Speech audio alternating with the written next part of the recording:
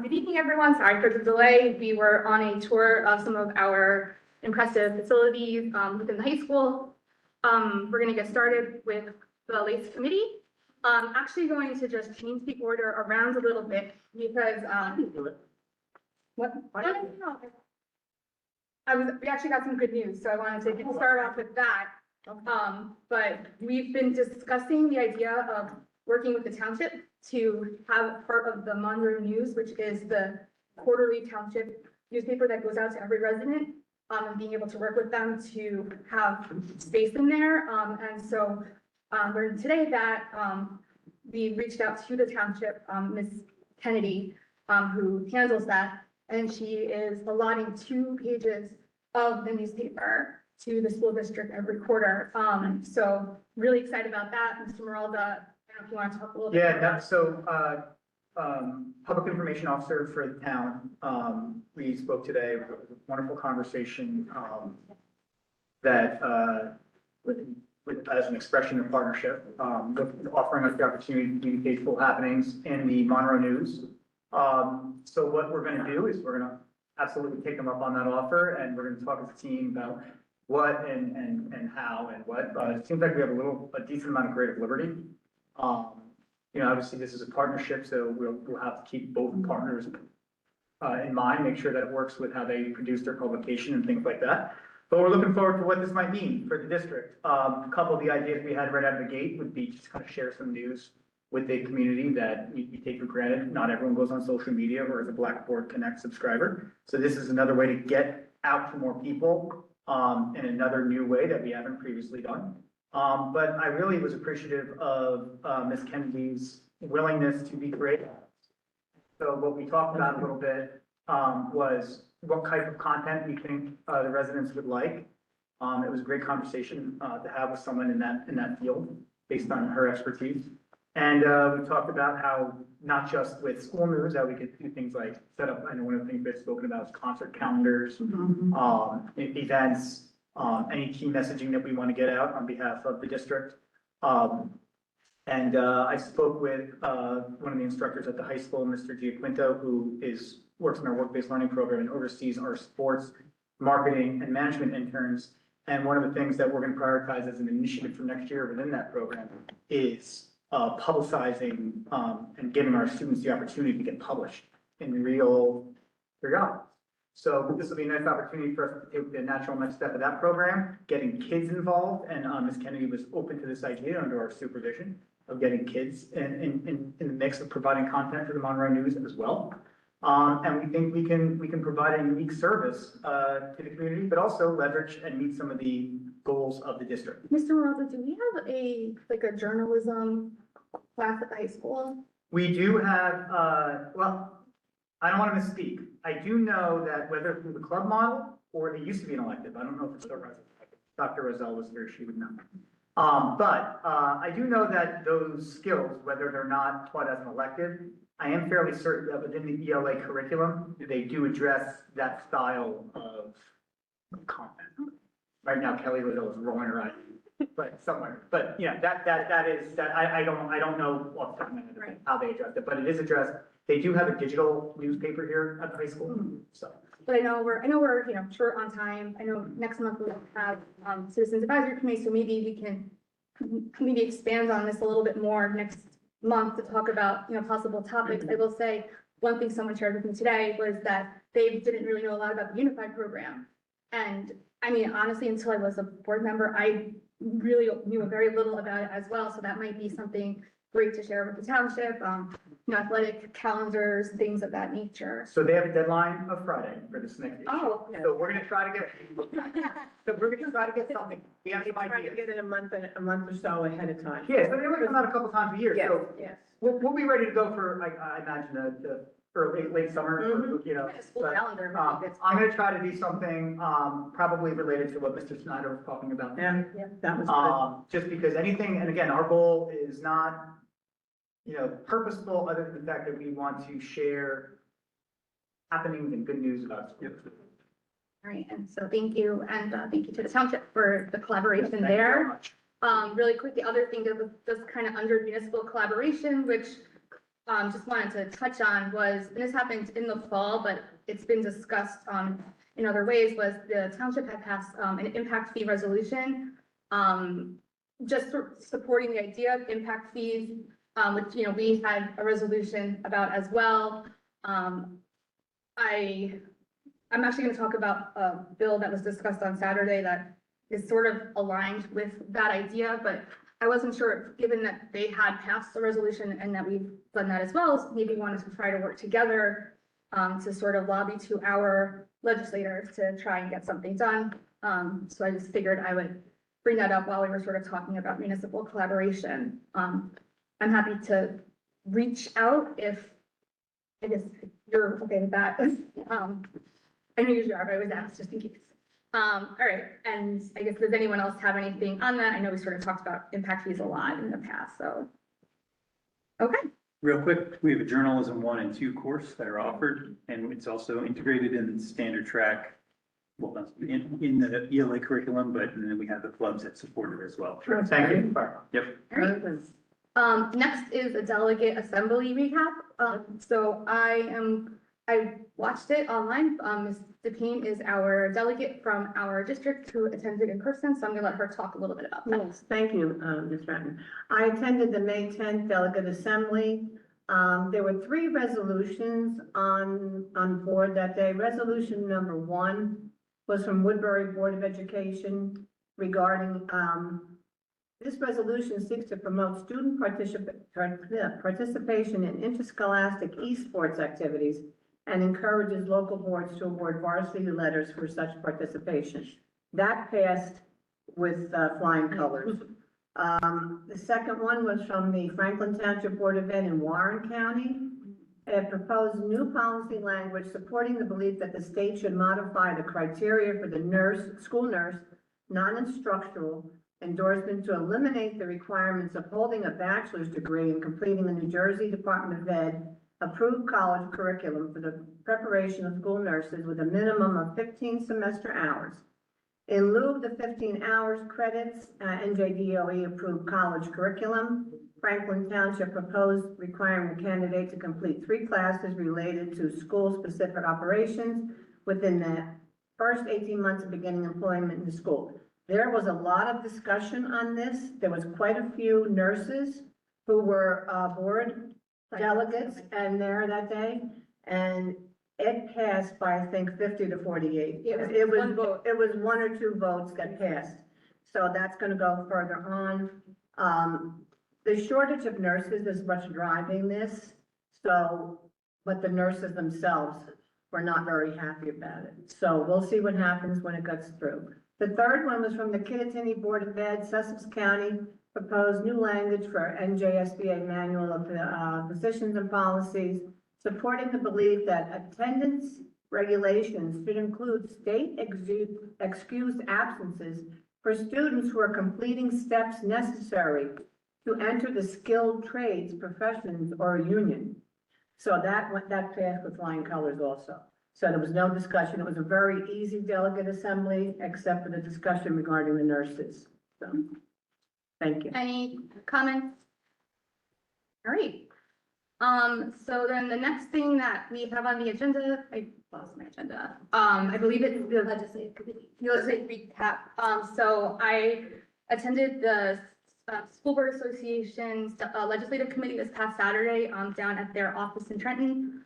The way that it works for those who might be newer is there are 2 representatives that are board members from districts in each legislative district.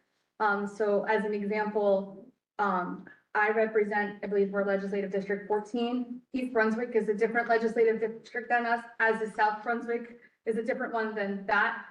So it's interesting to sort of see the division and how these towns that are very close together are all in different legislative districts. But what will usually happen then is that there will be several administrators from New Jersey school boards there. The vice president of legislation actually resigned after the delegate assembly. So Was that the one from East Brunswick? no. Chandra Jackson. Oh, she did? Yeah. She just got I know. So Dr. Cornell ran the meeting, but generally speaking, she was running the meeting, and then there are people there from the legal department, governmental relations, And then there's usually one or two guest speakers that, generally speaking, have been legislators.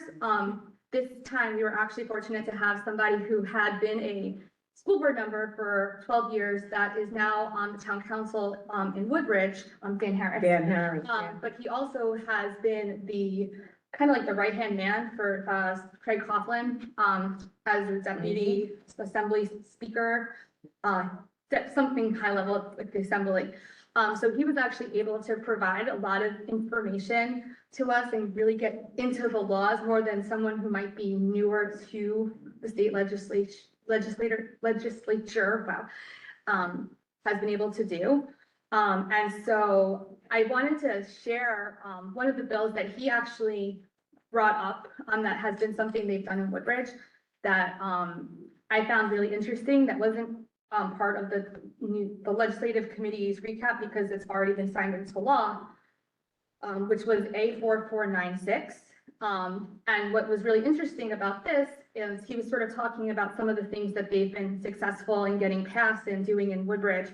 And so this is what he essentially dubbed as the non-referendum referendum, which like my ears kind of peaked up. And essentially what they've been able to do is use pilots, which is payment in lieu of taxes when there's new construction. So basically it allows a school district to raise money for a school facilities project without the approval of the voters. If the school district enters into a contract with the township, and then the township provides the district with essentially it's kind of like impact fees without being dubbed impact fees. And so the municipality provides the district with a portion of the taxes that are paid, and the district uses money that they're given from the township to pay off their debt. And so he said that they've done this in Woodbridge a couple of times. We had a meeting about this, I think a couple years ago. Yep. And if, specifically, I believe we were the county superintendent, if I'm not mistaken. And I thought, and maybe this is where any I want to say that it was very, like, the construction project had to be like tied to some sort of park or open space, wasn't it? There was some sort of caveat. There was a variable or a contingency that didn't necessarily apply to us. Yeah, I can go back and check my It notes. was either like reconstruction, revitalizing an area, or maybe it was a parks piece or Right, I something. know there was a grant that was for that recently as well, but I would be curious to hear of any evolutions to that. well, because what he also said is they were working on new legislation regarding this similar topic, which I couldn't find the bill number for, so I actually reached out to our board attorney today, and they represent Woodbridge as well, so he said he was going to, speak to the people who are working in Woodbridge and kind of get back to us about that. But, I found it interesting, especially because, we do have certain needs within the district that if we can do it without raising taxes, would, kind of be like a win-win for everyone. You know what? I think North Brunswick just had a referendum up like that, no raise in taxes, and it passed. Mhm. So it sounds similar to what you just said in Woodbridge. What's the catch? That I didn't know. I mean, I don't know, I don't know. I only know a couple of board members, so I couldn't tell you. I've learned with other districts, I don't know if this was North Brunswick, was that when the debt payment from something else had been paid off, and they were able to start a new debt that wasn't raising it because. Didn't say like after a rebate or. No. But I don't know for sure if that's what's happening there. I just know that that's what, rebate. happened. Yeah. I'll take a read. So, yeah, and then, just a couple of, I put the, legislative committee report, as an attachment to our agenda. But I'll sort of just go through it. I took out a couple of the ones I wanted to mention that I thought were relevant to us. The first one is the sunscreen policy. They talked a little bit more about. This has been signed into law, so my guess is we'll get something from Strauss-Esme soon. But essentially, it's about allowing students to apply sunscreen at school because it's technically considered, medical. So right now, it's, I don't know if we have anything in our policy manual right now for that, but the idea is that every district would have to create a policy about that.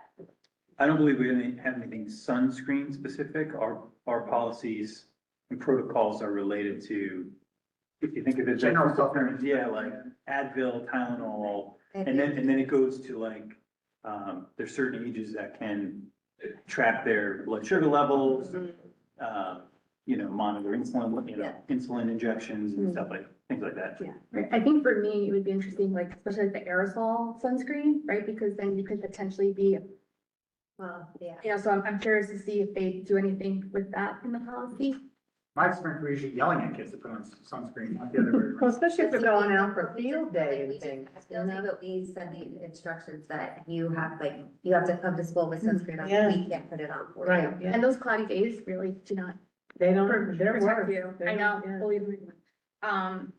So let's see, the next one that I took out to look at, they have a statutory clause, they extended it on the collection of student growth objectives, which I know, from what I was told, there's a lot of support for that, but apparently, Sorry, an understatement essentially. but apparently this, I forget if it's a senator or assembly person who was sort of responsible for the Teach NJ bill, is still very like, this is my baby, so it hasn't necessarily gotten, completely erased yet, but it's extended with the. Students, especially as their student growth objectives, there Right. used to be like a data tracking mechanism that factors into evaluation of the teacher. Yeah.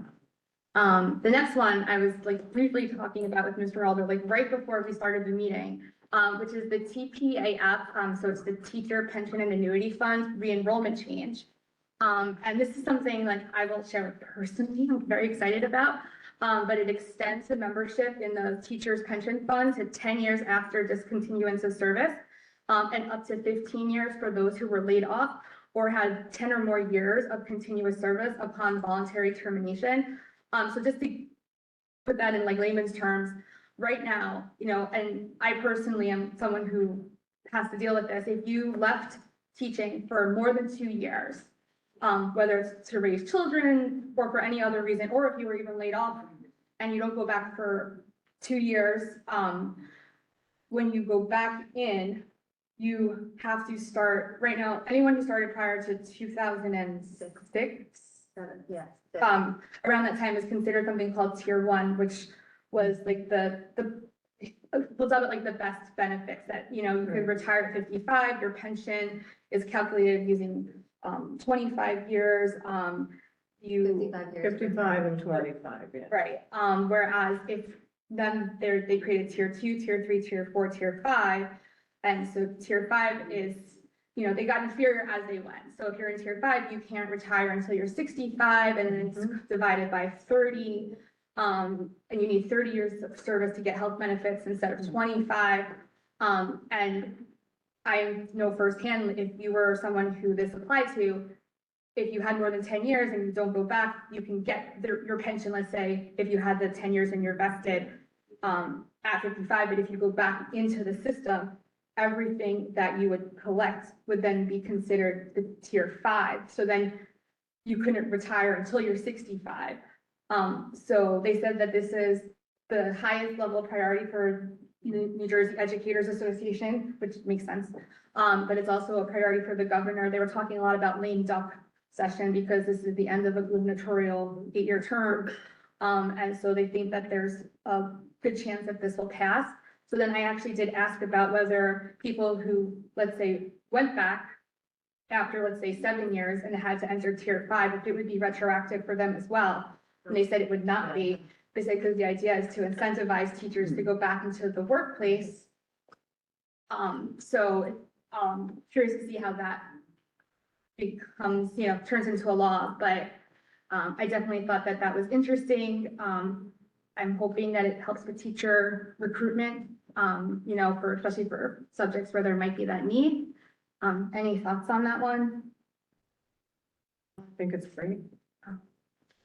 The next one that was sort of discussed with a little bit more depth was the anti-choking devices legislation, which I found interesting that there was a lot of resistance for from certain members of the committee, but I think from what I gathered, they're not really used in like the field that much, and so their thoughts were we shouldn't be using them in the schools if they're not.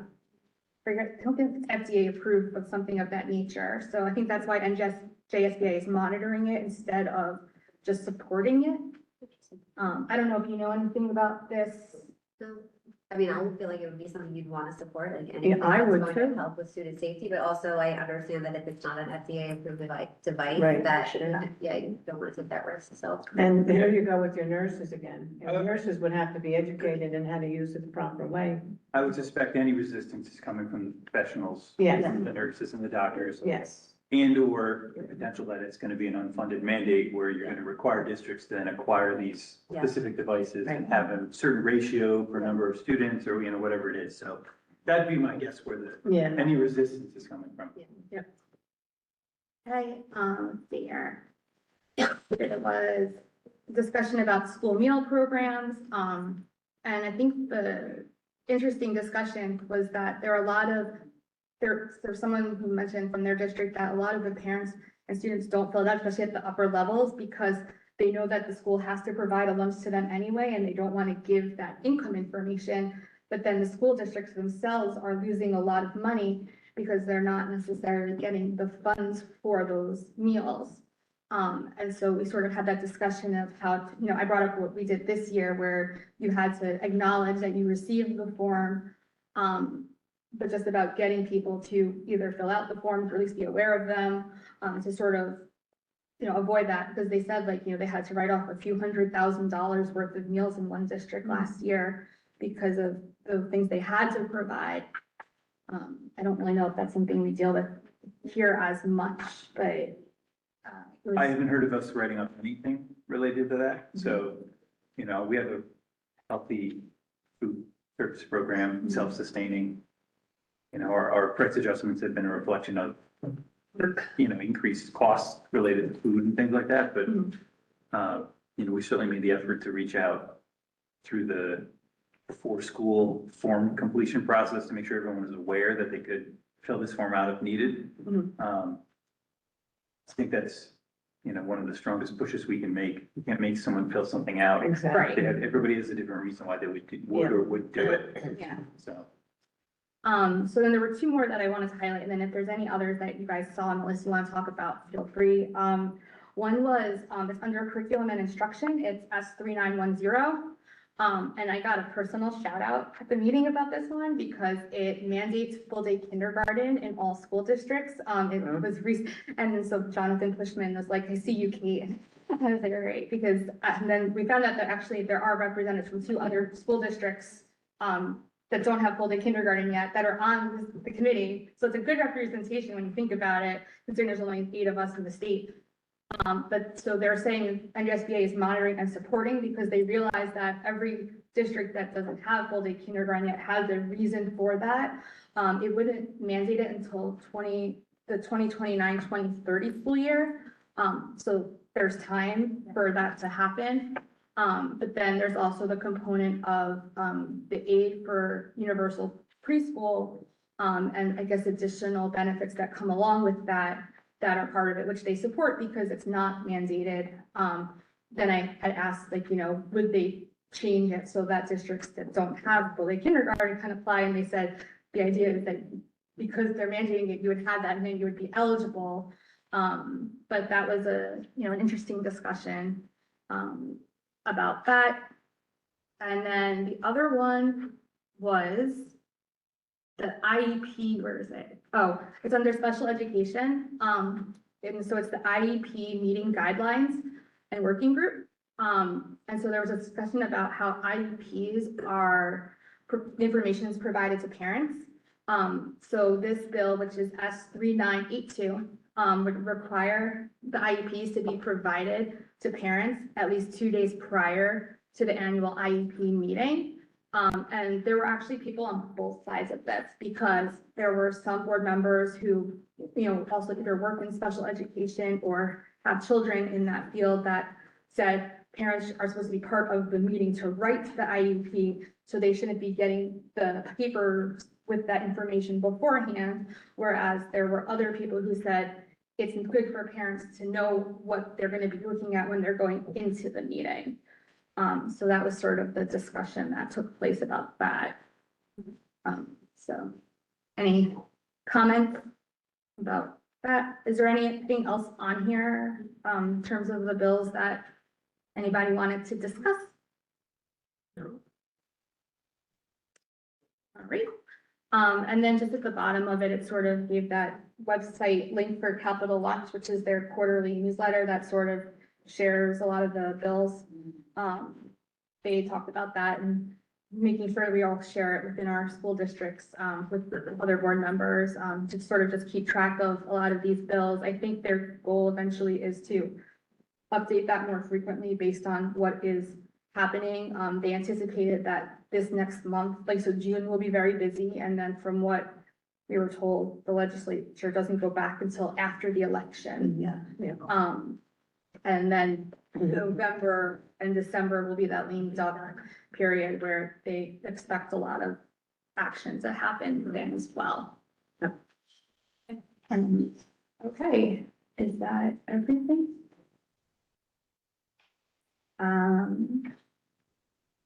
Yeah, I think that is everything. So unless anyone else has anything else they wanted to bring up, community engagement, we will call it a night. All right, thank you very much, everyone. Have a good end of the school year. Thank you. Thank you.